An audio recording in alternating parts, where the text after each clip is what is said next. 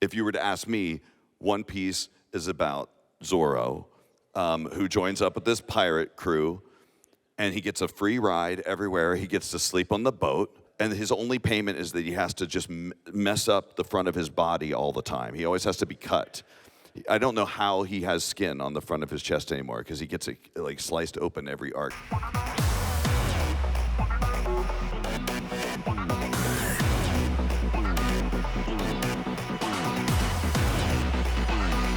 So what's up? It's so great to see you. Thanks for coming out. Thank you. Thank all of you guys, too. This is so awesome. Every time I come here, everyone's awesome here. Yeah, man. It's always great to be able to sit with an amazing talent such as yourself. You've been a part of so many amazing projects. One particularly, I was just, before this panel, I was here with the cast of My Hero Academia. Yeah, I was jealous I didn't get invited to that panel for some reason. They didn't think All Might need to be there, so I'm sure you all just thought he was dead. Or maybe they just figured you needed your own panel by yourself. I guess everyone else would be like, I'm sick of everyone asking Chris all the questions. But it was okay. That doesn't happen. It was really cool because they were sharing a lot of heartwarming stories about the being very grateful for the fact that they get to pursue their dream and to make a living off of acting. He said that? Absolutely. Wow. So I wanted to, I guess, start with you in particular. When was that moment in your career where when you finally were like, this is it, and you didn't have to like either work a day job, or when everything really fell into place for you as a voice actor? Well, that's interesting, because I started in about like 1997, like late 97, early 98. Yeah, it's a long time ago. He said it. And I had been, prior to getting this job, and I'll tell you what it is in a minute, like I was working at radio stations, and I was working at radio stations, I was doing a lot of production, but I was still kind of young and in college, like just post-college. I was more of a soda student. You know what a soda student is? I think I made that up. It's students over traditional age, you know what I mean? Like that guy who was at your college campus that you're like, how old is he? Has he been here forever? Super senior, yeah. I was starting to get to that point. I was playing in bands and stuff like that, and I was finishing up my degree at University of North Texas very slowly. And I was in an astrology class when I got a page. You guys don't know what that is. Maybe your parents do, but it was just like, it's this box you had to call that was attached to someone's waist. It would only send you a phone number. You had to guess who it was, and then go to a payphone and call the person back. And it turns out I was offered this job to work at a company called Funimation. And it's because I had auditioned for this role about a couple months ago. And I played one role called Yamcha in this Dragon Ball movie called Sleeping Princess in Devil's Castle. And they called me and said, hey, Chris, do you want to come and work full-time at Funimation? I'm like, sure, I guess so. It's better than this astrology class or astronomy class. That's how good at astronomy I was. I called it astrology. It's in my sign, though. It was really fun. It was really fun to kind of make that decision. My dad was like, are you sure you're going to like leave school right now to go do that? I'm like, I don't know. I'm like a couple semesters away. Do I leave school to get a piece of paper that tells me I can get a job like this? Or should I just take this job? And so I thought, why not, man? Like, what's it going to hurt? Now remember, at this time, no one really knew what Dragon Ball was, except for some of you out here who were like 4 years old or 3 years old, or maybe your parents were watching it at like 5 o'clock in the morning. It wasn't really the thing it is now, per se. So I didn't know what I was walking into. Like I walked into the studio on the first day I was there. I'm like, who are all these characters? And the guy goes, oh, that's Goku, because that's literally what he sounded like. I was like, oh, that's cool. What about that one there, the blonde one? He's like, oh, that's also Goku. I'm like, so they're the same? It's like, oh, that's part of the story. You're going to learn that real soon. I was like, well, what about the little one? Oh, that's Goku as well. I'm like, man, okay. So the show's about Goku, I suppose. And then he gave me this giant trash bag full of VHS tapes and said, well, go watch all these and catch up. So I had to watch all of these episodes about, to me, I think the show was just about this green guy beating up this little child in the woods and stuff like that. I was like, this is a pretty violent show. Now, granted, I hadn't seen One Piece yet. I understood what child violence is like once I watched One Piece. God, everyone's so abused in that show. Sorry. My kids and I are watching. I call it the trauma boat. So I digress. So yeah, I started working there a million years ago. I was paid literally nothing. I got like $20,000 a year to work there. Yeah, I'm interested to know like what the early days at Funimation were. Oh, the early days at Funimation were like, if you were pretending to own a production studio and you just borrowed like your dad's office and set up in the conference room or whatever, it was a really janky operation. They didn't have any money. Back in those days, we recorded on these digital beta decks, which are these massive cassettes that have the episode on them, and they would rewind and fast forward like in real time. I don't even know why they had a rewind or fast forward button in it, because it went the same speed as play. And it was an arduous process, because when you went to record a line, well, let me give you context. Right now, when I want to record someone, I go, hey, what's up, Eric Vale? Come on in, sit down. Here we go. We're going to start with line 45. Press the button, beep, beep, beep, boop, and he can read it. And I go, okay, let's try that again, beep, beep, beep, beep. Now, going back to the early Funimation days, I go, hey, Eric, how's it going? Let me see if the computer's working. Click, it's frozen for a while. I'm like, all right. Oh, wait, hold on. I think it's working now. Let's go ahead and give it a shot. And he would read the line. Well, before he would read the line, it would do this. The tape machine would go, shh.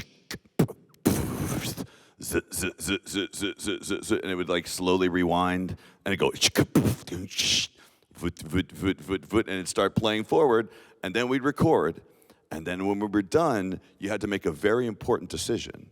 It was, after he reads the line, do you stop the machine and do another take, or do you just ask him to do it several times and place it afterwards? Because there was like a 70% chance that if you press stop, the machine would just freak out and freeze for like 20 minutes and then start rewinding all the way back to the beginning. So you had to sit there. So it was a super, super janky Was it operation. like a reel, like a cassette? You know what I mean? Oh, it was like, it was about this big. Imagine like a VHS tape, but like massive. So did you have like a big pencil to like when you needed to fix the cassette?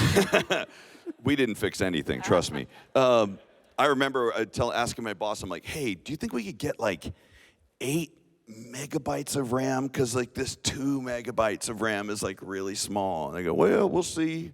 Budget looks like next year. And but it took a long time for me to actually feel like, wow, I really made it, because I was just sort of enjoying it as we went along. I didn't realize how important it was or how important it was going to be to people out here. I just enjoyed doing it. We worked on the show, and I got to work with my friends, and it wasn't really until, 12, 15 years after I started working at Funimation that I actually feel like I'd really done something valuable. Because I had this imposter syndrome when I first started. Like, well, I'm just a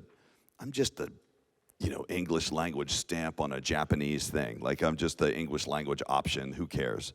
But it wasn't until like Battle of Gods and Resurrection F came out where we had representatives from Toei coming over and congratulating us on our work and really validating us as being the American cast. And that's when it really settled in. Like, okay, Japan actually acknowledges me as the voice of Vegeta. I think I can die now. This is great. So, and it's been amazing ever since. And then I still fail to understand why people would wait so long to have me scribble on their Gokus, but I really appreciate you all doing that too.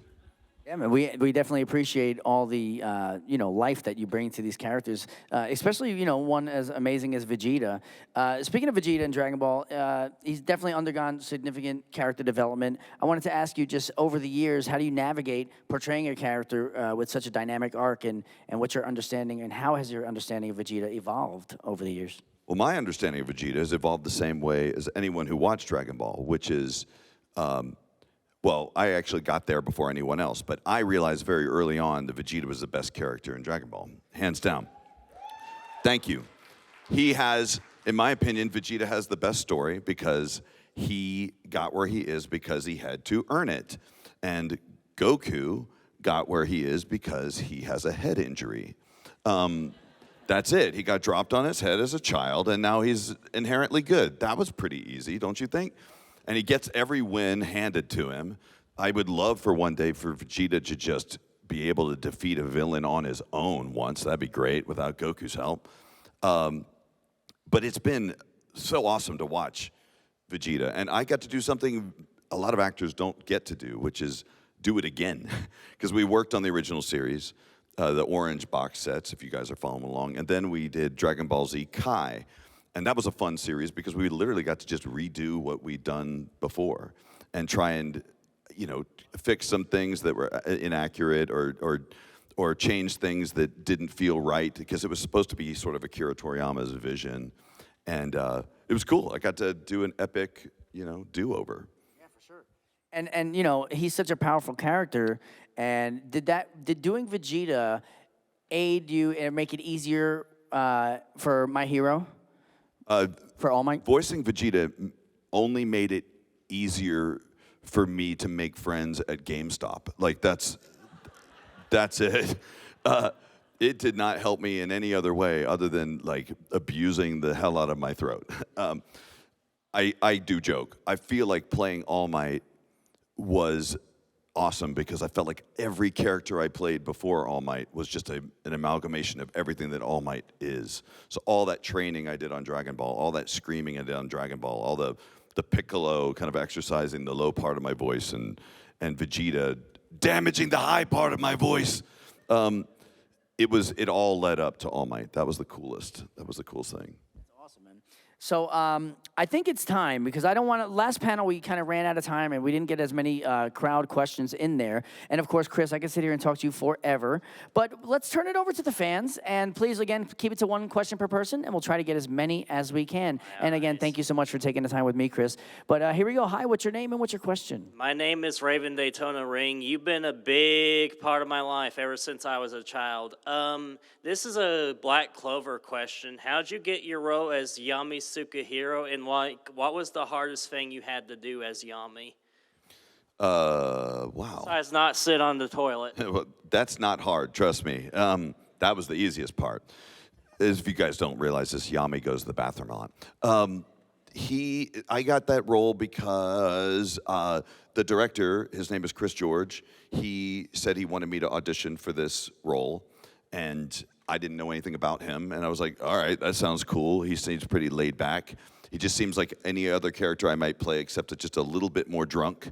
I ended up booking that role, and it was super fun. It started pretty slow, and I thought Yami was going to be a character that would disappear after a season or two, because he'd be like the first trainer and the jerk or whatever. It turns out he's really inspirational. Anyone who hasn't seen Black Clover, I highly recommend it, and get through the first 2 seasons. It's kind of got a slow start, but once you get past that, it's pretty amazing. And I think the most challenging thing about, Yami wasn't challenging. I'm trying to think of something, but he was such an easy character. He was super laid back. I have the most fun voicing him because he's just really happy-go-lucky. I can relate a lot to Yami because he never remembers anyone's name. He gives everyone like a nickname, and I do too. And my favorite part of Yami's personality is when they clearly show this, that Charlotte has like a love interest, like she's kind of obsessed with him to some degree. And I love playing Yami as just completely clueless. Like he has no idea that it's happening, and that's the most fun. But thank you, good question. Thank you so much. All right, hi, what's your name and what's your question? I'm Kyle, and if Zoro could have any devil fruit, which one would you want him to have? Oh, man. I actually think it's pretty baller that he doesn't have to use a devil fruit, but I was thinking like he wouldn't mind, like the chop fruit would really come in handy. He's, with swords and all. Admittedly, my experience of One Piece is very limited because I only get to experience One Piece from Zoro's point of view. So I don't actually get to see everybody's I mean, I don't get to see everyone's devil fruit powers necessarily. If you were to ask me, One Piece is about Zoro, who joins up with this pirate crew, and he gets a free ride everywhere. He gets to sleep on the boat. And his only payment is that he has to just mess up the front of his body all the time. He always has to be cut. I don't know how he has skin on the front of his chest anymore because he gets it like sliced open every arc.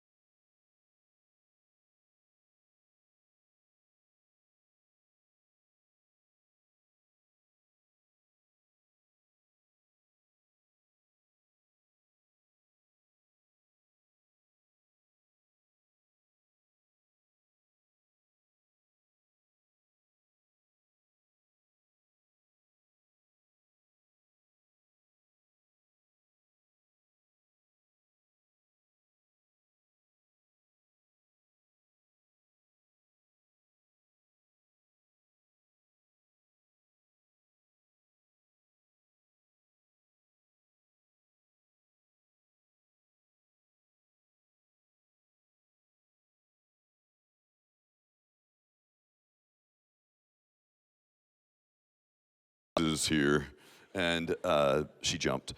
And I think the thing with doing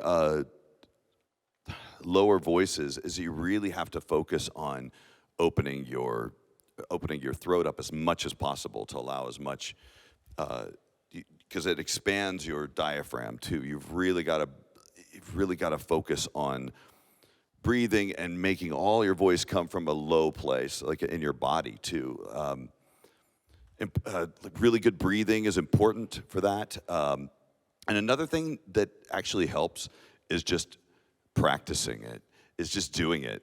I meet people that have like really deep voices, and it surprises me because my voice changes depending on who I'm talking to. Like if I'm talking to my daughters, I sound like Yamcha because I don't, like anytime I even lower my voice at all, they get scared. So I have to be very careful about that.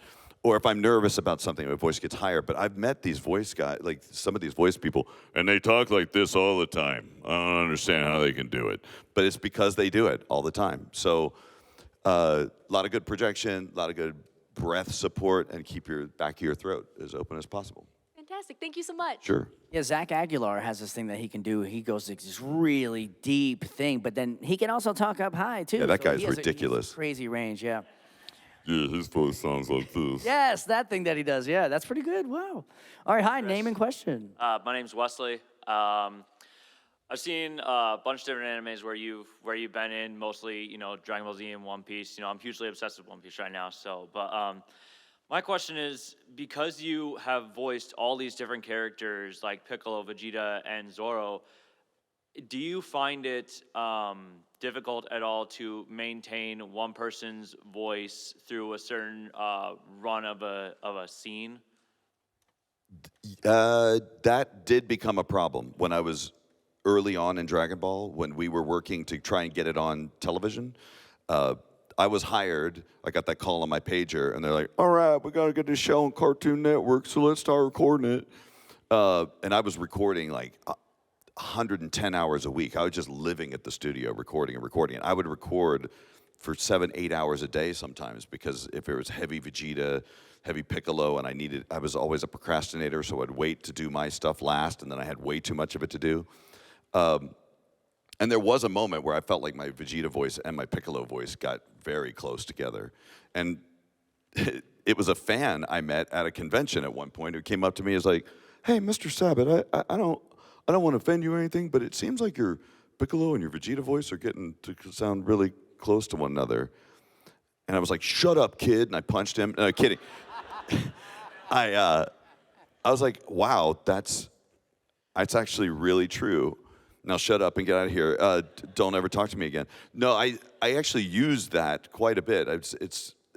And I went back to the studio the next week, and I'm like, I need to consciously think about separating their voices. The best way to keep them separate, though, is to just do all of one character, then do all of another character. You just kind of do them one at a time. I start with Yamcha because he's the easiest and he's usually dead anyway. And then Piccolo's next because it kind of warms up the bottom of my voice, and then Vegeta comes second. So the last, I suppose. Thank you. You're welcome. All right. Hey, step on up. What's your name and what's your question? Hello, Chris. I'm Jay Sean. Nice to meet you. Just real quick before I ask my question, Kuwabara is definitely and will always be my favorite character that you voice. You know, he's an icon as well as Ryzen in Yu Yu Hakusho. And, but my question is a One Piece related question. What's your thoughts on Zoro's ancestor, Ryuma, getting a 1-episode spinoff next year? Do you have any thoughts on that? I'm super stoked with that. That's been a fascinating thing for me. I learned more about Ryuma, like in Thriller Bark, but when I got to the Wano arc, that's when Zoro's whole story started kind of coming into focus a little bit more, and it was really kind of fun to watch that. I actually voice that character as well. Wait a minute, maybe that's the one Ian voices. Crap. I know I voiced one of Zoro's ancestors, and I've just gone blank. I think it is Ryuma. You guys probably know. Sorry, I do too many voices, guys. I'm very curious to see kind of what the connection is between him and his ancestors, because I think there's something about the Blade and Zoro, and you guys are out there going like, Chris, read the manga. It talks about all this. I'm curious to know what's going to happen next. I appreciate it. Thank you so much. Thanks. All right. Hi. What's your name and what's your question? Hi, my name is Evan. I'm an anime tattoo artist. I actually go by Evan Almighty Tats out in Hodgenville, Kentucky. There's so many great anime tattoos in the universe right now. This is so cool. Question. Have you had an interesting experience with any fans' tattoos or like any that stick out that you've loved? It was really weird the first time anyone said, hey, can I have you sign this and then tattoo it onto my body? That was really hard to reconcile that. I'm like, that's really strange. But really an honor. It's very, very cool. And I've thought about like coming up with a contract that they have to sign that if I ever need some, like a liver transplant or something, since my signature is on their body, I'm allowed any use of any of their organs, like medically speaking. But it's always bizarre to me. The only other, and I'm sorry if any of you have this tattoo, I really apologize like in advance, but the only other weird one is I think it's really cool when people do this like forced perspective thing where they have the character. And it's got, have you ever seen it where like your hand becomes the character's hand and then it's like a forced perspective? And I think that's really cool, except then that hand belongs to that character and it can't be used anymore, right? You know what I mean? Yeah. That's the weird part. Yeah. All right. I've seen one of those where they put it on the wrong hand. So they can't, Oh, that's the worst. yeah, so it's like the character and it's like the left hand and it's supposed to be the right. I did have somebody, and I know the tattoo person just wandered off, but I did have somebody come up and go, hey man, check this out. I did this tattoo for my friend, and he brought his friend up, and it was a Dragon Ball tattoo, and I only knew that because he told me it was. It was so bad. It was so bad, guys. Like, it just looked like I tried to draw the characters with my left hand. And it looked like it was done in crayon, too. And I had to go, wow, man, that's really good. Wow. Like, I would almost... That's a tattoo. I would almost get that tattoo, ironically. Like, I would, just to go like, check it out, man. That's Vegeta. All right, thank you.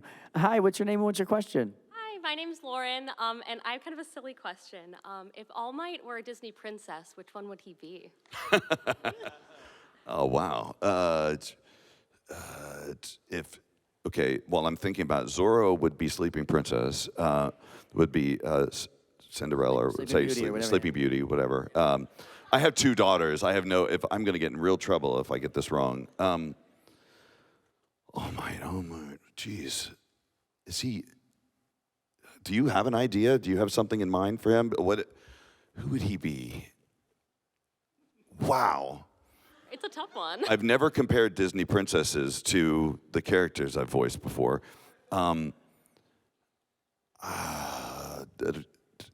don't know. Whatever, Aurora. I don't know. Tangled. My brain, help me. My brain's tangled. She's got really long hair. Moana. I don't know. I can't go. I don't know. I'm so bad with this answer. Do you have a suggestion for me? Honestly, not really. I was hoping you would. I'm sorry.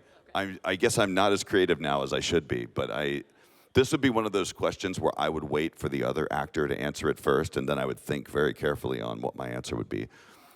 But if I do get the answer before the end of this panel, I'll just blurt it out, I promise. Great, because I was going to do a cosplay mashup of All Might and whichever princess. I do like your cosplay, by the way. It's awesome. Thank you. All right, thanks for your question. All right, hi, what's your name and what's your question? Hi, my name is Tristan, and my question is, of all the characters you've ever voiced, who is your favorite of them? Ooh, that's tough. Which one's your favorite kid? Yeah. I know, it's like picking a favorite child. I like so many of them for different reasons. I like Vegeta because he's awesome, but it hurts my voice. So it's not fair. I love the character, but it's very painful. It's a love-hate relationship with that guy. I love Yamcha because he's easy on my voice, super easy. I like Yami because he's super funny to me. I just think he's a really funny character. I love Zoro because he's super easy. He gets to just nap all the time, then wake up, do really cool things with his swords. And only now am I really getting to fully enjoy his character as we get into these later arcs and Wano and stuff like that. And then All Might is the character that I really relate to the most, not because I think I'm the world's greatest superhero, but because I have 2 kids, and I really think a lot about what skills I'm passing on to them. And All Might just feels like a dad, and I feel like a dad. And much like All Might, you know, I told you back in the day I would record for 7 or 8 hours, and then I would just stay up all night playing The Sims after that, and then start it all over again. But now I get about, you know, an hour into it, and I start spitting up blood just like All Might. So All Might has been like just such a fun acting challenge because he really has the broad spectrum of everything. I really like that. So if I was forced to pick one at gunpoint, it would be Aurora. No, sorry, it would be. I don't even know. It would probably be All Might. Thank you so Thank you. All right, hi, step on up. What's your name and what's your question? My name's Diego. First of all, my vote for the Disney princess would be Moana, since she's like the bravest. But I like that. the second That's my one, answer, right. Moana. I'm sorry, I might come up with a different one. Okay, my actual question is, since you It's weird that she'd be the bravest, though. Where like, what's her name?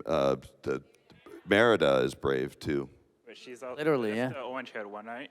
Yeah, that's true. Kind of whiny, so I didn't choose. That's true. She turned her mom into a bear, though. That's kind of cool. Okay, cool. okay. My real question: since you've been voicing for a long time, is there anything us younger fans like that you wish we would appreciate more compared to like I guess back then? In what way? In what way are you talking about? I guess like the process of dubbing or like just the genre of anime in general. I think the one thing that I know you all already appreciate it. I don't think this is something that you don't appreciate. But one thing that I am profoundly aware of is how close the gap has gotten between when Japan makes these shows and when we actually dub them. It's very short, sometimes day and date, sometimes only a couple weeks afterwards. It's pretty impressive. And the amount of interaction we have with the Japanese counterparts is far different than when I started working on Dragon Ball. When we worked on Dragon Ball, the episodes we were on had been dubbed like 10 years ago already, and no one from Japan seemed to really care that much. In fact, we couldn't even get materials at first for the show. So we had to get all of the tapes that we used for Dragon Ball from Mexico, from the Mexican dub of Dragon Ball. And so I never even got to reference the Japanese voices. I only heard the Mexican voices. So, and Chi-Chi's name was changed in the Spanish dub, so. Milk. They called her Milk. Leche. Very literal. All right, hi, what's your name and what's your question? Hi, my name's John. My question is, have you given any thought to, not that there's anything in the pipeline, but have you given any thought to how you might change Vegeta's voice for Ultra Ego? I am yet to see how it sounds. Like, I want to see what it looks like and sounds like. I don't. Admittedly, I've seen the panels and I've read that small part of the manga, but I really don't know exactly what's happening in the manga right now. Sorry. I kind of like the surprise of not knowing what it is until we get closer to it. So I really don't know yet. I really don't know. Sean really tries hard to change his voice a lot between forms, and I worry about doing that because sometimes that can cause problems when you're working on the video games and stuff because they use the wrong, sound files for the fighting and stuff.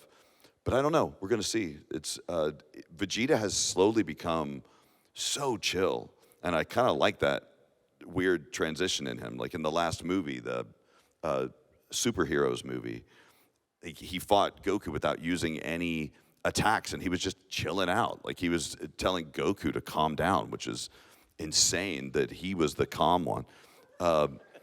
So I'm really interested to see. I have a feeling that Vegeta is going to be, I think he's going to keep harnessing this Zen-like state.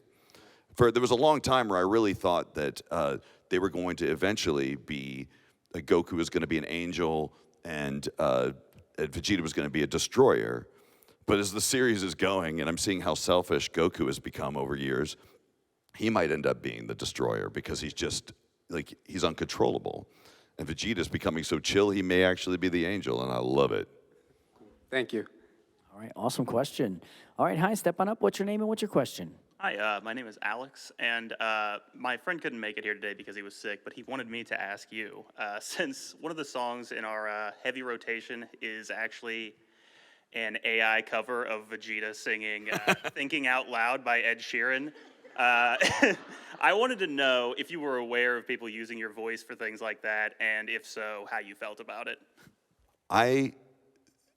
Okay, the best way to describe it is, how in The Wizard of Oz or whatever, they decide to just sort of lay in that poppy field and they're just having a really good time, or any movie where they're drugged, but really they're being killed.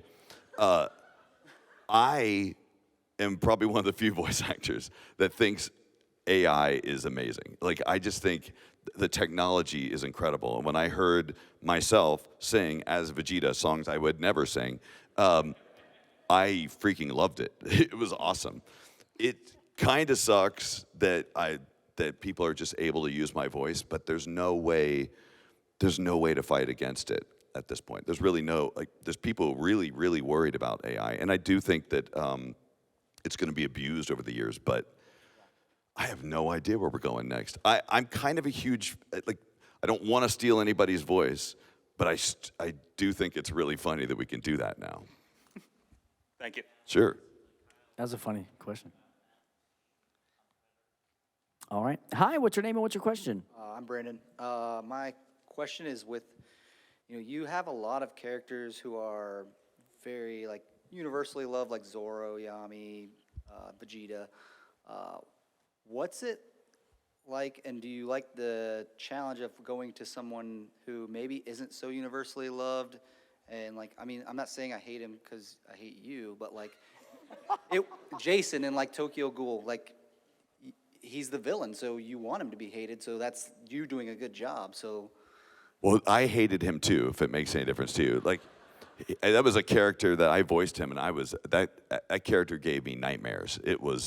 That was really, really dark. It was it's not the sort of anime that I would watch. I watch a lot of anime with my daughters, so that really wouldn't fit into our catalog.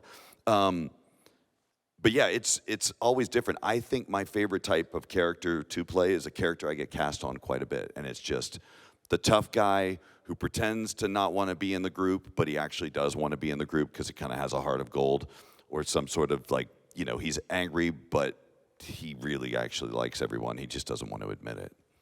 Thanks. Thanks. All right, so I just want to let you guys know, we're just about the 10-minute mark. We got about 10 minutes left, so I would love to see if we can try to make it to all these questions, but if I do have to cut the line off, I do apologize in advance. I'll try to answer my questions faster, too. How about that? Lightning round. All right, hi, what's your name and what's your question? Hi, my name is Cadence. It's nice to meet you also. Nice to meet you. I love your name. Thank you. To anyone who wants to do voice acting as like a full-time career, do you have any advice for them? Yes, and I'll try and do it as fast as I possibly can.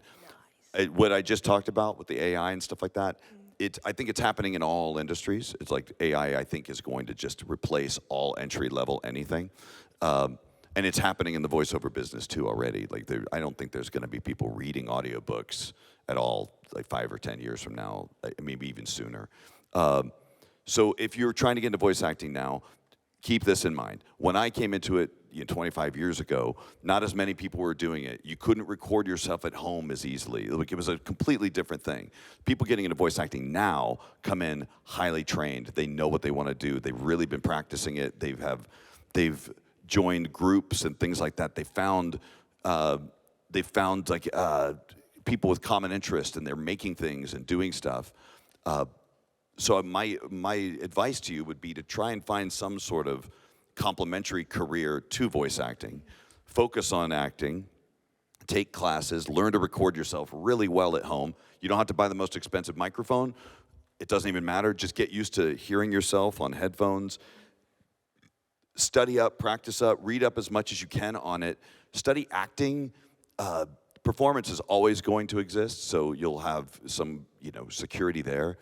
And then really try and find people. You have to find a community as best you can. I know that like Columbus, at least for a long time, was a broadcast town. There was a lot of people who would come here to even train to be, voice people back in the day. So there's got to be things around here that you could do and practice with. But then I would find like some sort of complementary career, like either study audio or sound design, become a mixer, become an engineer, something that will get you closer to the people that you want to work with. Or if they have like a film industry here, volunteer on film sets. There's so many jobs in production that you wouldn't even believe exist, but they do. And just keep your eyes open. And in the meantime, be practicing your voiceover at home. So that way, when you're working somewhere or you're hanging out with somebody and you're like, oh man, the dang voiceover guy didn't show up. You're like, I could probably just jump in there and do it. And then you'll kick butt and take names. Thank you. And Sure. can I just add on with something that you told me the last time we spoke, and it's resonated with me ever since, is just pursue it relentlessly. Like, you told me that one little phrase, and it has stuck with me. I think about it every single day. So yeah, I would say that just if you really want a career in voice acting or anything that you want to do in your life, just pursue it relentlessly. But not to the point where you annoy anybody. True. Yeah. Pursue it relentlessly, but also make sure not to close any doors. You know what I mean? Mm-hmm. Thank you so much. I appreciate it. Sure thing. Awesome. Oh, thank you. All right, hi, what's your name and your question? Roberto. Hi, Roberto. So I have, depending on what you want to, which type of question you want to ask. I have one Something for my whimsical, something whimsical with some different. cursing in it, maybe. I have one for my hero and one for a different series. A different series. Okay. So how long do you think you can go saying "Giddo, giddo, giddo, giddo, giddo, giddo, giddo" from Sergeant Frog? Sergeant Frog. How many of you guys remember Sergeant Frog? Yes. All 10 of you really enjoyed that show. It was a ridiculous show, and I had a lot of fun working on that show. And it's funny, when you asked me about saying "Giddo, giddo, giddo, giddo, giddo," I couldn't say it very well. And so we actually ended up having to do it. I had to keep doing it until we kind of got it right, and then they would loop it. Oh, just one try? You're welcome. I'm terrible at it. All right, thank you. All right, hi, what's your name and what's your question? My name is Mari, and could you do a line from each of the characters you voiced? Absolutely not. Okay, fine. This is Vegeta, the Prince of All Saiyans. He sounds really high and scratchy, and he hates everyone. And Yamcha's just basically like the same voice, just not raspy at all. California surfer dude. Yeah, California surfer dude. And then Rikuma is way down here, and he's lower and sounds kind of dumb. And Piccolo is as low as I can go in my voice for the most part, and pretty relaxed. All Might is just basically a middle range voice with a lot of projection in it all over the place. Zoro is basically just my voice, and I say, Luffy, you're an idiot, or I hate you, Sanji, and then that somehow makes you think I'm doing Zoro's voice. Yami is kind of like Zoro, except he slurs a little bit more because he's always drinking something, and he also sounds like Piccolo. He's like drunk, kind of drunk Piccolo, sort of. And if you guys want to throw out others, I'll do them. But what? Oh, did someone say Yuri on Ice? It's such a fun show. And Yuri on Ice, and then there's who is it? Ayame. Yes, he has a super high, silky voice, which is also Zarbon's voice. If you make it a little lower. Oh yeah, and then there's Garterbelt, which I probably won't be recurring. Doing that role anymore sometime soon. I'm not going to do that anymore. I'd love to, but man, back then we couldn't find someone to do his voice. But right now, there's so many great people that you'll love whatever ends up happening with that. Did I miss a character voice you wanted to hear? No. Oh, yes. Armstrong is basically just All Might, but jollier. It's like I am, my voice is going, I am here, and then, I am here, you just have to make your voice all jolly and things like that. Super fun. Thank you, that was fun. Thank you, this is such a... Kuwabara would never exist in anime today, because no one would let you do this stupid voice anywhere. He just sounds like Yajirobe or dumb Vegeta or something. Thank you, this is such a surreal experience for me. Well, thank you. Awesome. All right, we got enough time for a few more questions. So, hi, name and question. Hi, I'm Jane. We met just yesterday. Hi. We all know All Might uses a lot of his own merch. Do you have merch of any of your characters that you've voiced? If so, which ones? Oh, do I?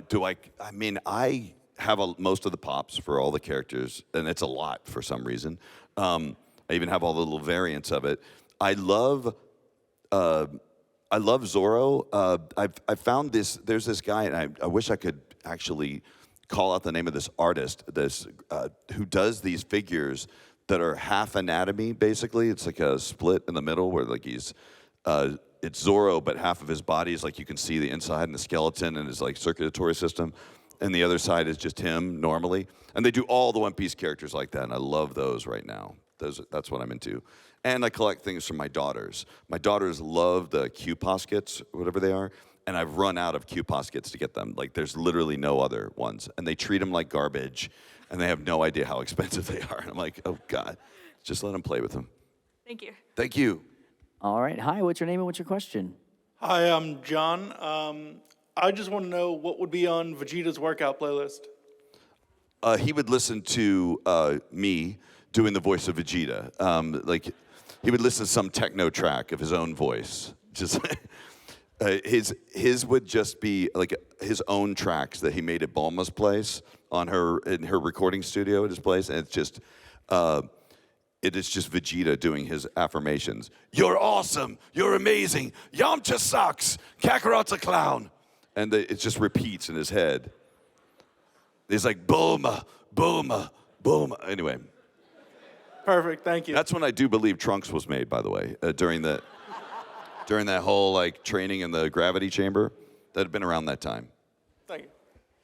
All right. Hi, what's your name and what's your question? Hello, my name is Varian, and in the beginning of Dragon Ball Z, we see Vegeta really wanting immortality from the Dragon Balls, but given his character arc, I want to believe that that's changed. So if Vegeta wanted a wish, what do you think it would be?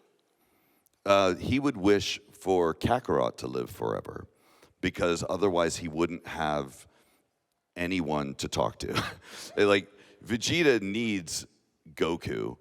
I think people have asked me, like, do you think Vegeta will ever defeat Goku? And I say, if that ever happened, it'd just be the end of the show, because Vegeta would be profoundly depressed, because Goku has been his motivator this whole time. And if he ever lost Goku, I think he'd just kind of lose himself. So he's only a Saiyan Prince in opposition to to Goku, because he's pretty much the only other Saiyan left. So I don't know. I think that's my answer. All right, thank you so much. Thank you. All right, we're down to the end of the line. 3 people left. Ask as quickly as you can, because we have like a minute left. We could do it. All right. Hi, Chris. Hi. My name is Robert. My question is, what is your opinion on Dragon Ball GT, and how do you think they will tie it into Super? I am interested to see if they bring any of GT into Super, because if anything, I just want to bring the Super Saiyan 4 kind of outfits to the Dragon Ball series, because I actually thought it was really cool.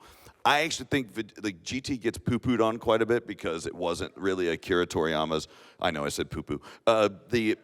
It wasn't really Akira Toriyama's baby, but I think the guy who directed it, his name was Chris Bevins, really, really did a great job of bringing that show to life, and he brought so much energy into it. I think they did some fun stuff. Plus, I also thought that goofy rap that they did for the intro of it was really fun. Yeah, Grand Tour. Same here. Thank you. See you later. All right, here we go. Final 2. Hi, I'm Cody. Hi, Cody. I was going to ask, what did you do to get into the role of General Blue? General Blue, I did not realize what I had gotten myself into, because those episodes were really creepy. Do you remember like how General Blue, like we had to basically, do any of you know who General Blue is? Yeah, a couple of you do. Yeah.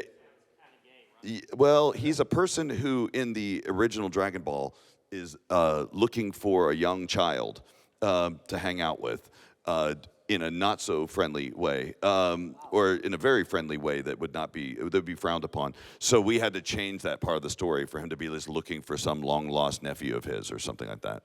That was really awkward. So. All right, and now our final question.